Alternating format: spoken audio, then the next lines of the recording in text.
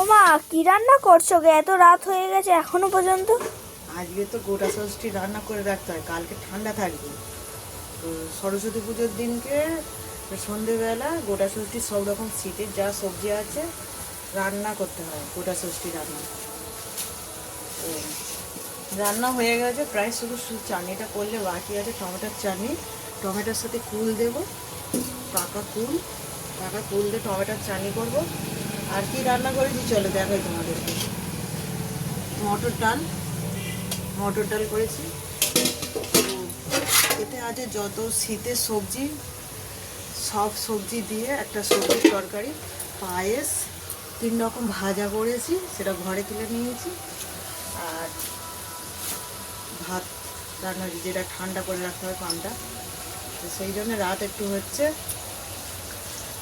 কিছু করার নেই বন্ধুরা, পাশে থেকো, সাপোর্ট করো। আর গোটা ষষ্ঠী রান্না করতে আগামীকাল সবাই চলে এসো।